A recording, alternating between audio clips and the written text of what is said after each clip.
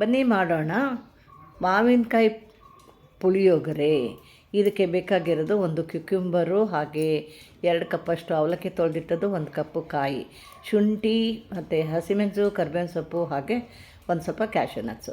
ಅವಲಕ್ಕಿನ ತೊಳೆದು ಅದಕ್ಕೆ 1 ಟೇಬಲ್ ಸ್ಪೂನಷ್ಟು ಮಾವಿನಕಾಯಿ ಪುಳಿಯೋಗರೆ ಗೊಜ್ಜು ಹಾಕಿ, ಉಪ್ಪು ಹಾಕಿ, ಅರಿಶಿನ ಹಾಕಿ ಚೆನ್ನಾಗಿ ಮಿಕ್ಸ್ ಮಾಡಿ ಇಟ್ಕೊಳ್ಳಿ. ಒಂದು ಸೌತೆಕಾಯಿನ ಸಿಪ್ಪೆ ತೆಗೆದು ತುರಿದಿಟ್ಕೊಳ್ಳಿ. ಒಗ್ಗರಣೆ ಮಾಡ್ಕೊಳ್ಳಿ. ಅದಕ್ಕೆ ನೀವು ಸಾಸಿವೆ, ಉದ್ದಿನಬೇಳೆ, ಜೀರಿಗೆ, ಹಸಿಮೆಣಸು, ಕ್ಯಾಶ್ಯೂ ನಟ್ಸ್ ಎಲ್ಲ ಹಾಕಿ, ಹಾಗೆ ಕರ್ಬೇವಿನ ಸೊಪ್ಪು ಹಾಕಿ, ಈಗ ನೀವು ಮಿಕ್ಸ್ ಮಾಡಿಟ್ಟಂತಹ ಅವಲಕ್ಕಿನ ಚೆನ್ನಾಗಿ ಹಾಕಿ, ತುರಿದಿಟ್ಟಂತಹ ಈ ಕ್ಯುಕುಂಬರ್ ಅಂದರೆ ಸೌತೆಕಾಯಿ ಹಾಕಿ, ಹಾಗೆ 1 ಟೇಬಲ್ ಸ್ಪೂನಷ್ಟು ತುಪ್ಪ ಹಾಕಿ, ಮೇಲಿಂದ ತೆಂಗಿನಕಾಯಿ ಹಾಕಿ, ಎಲ್ಲವನ್ನು ಚೆನ್ನಾಗಿ ಮಿಕ್ಸ್ ಮಾಡಿ 1-2 ನಿಮಿಷ ಸಣ್ಣ ಉರಿಲಿ ಮಿಕ್ಸ್ ಮಾಡಿದ್ರೆ ಅವಲಕ್ಕಿ ತಯಾರು. ಅವಲಕ್ಕಿ ಪುಳಿಯೋಗರೆ, ಮಾವಿನಕಾಯಿ ಪುಳಿಯೋಗರೆ ತಯಾರು.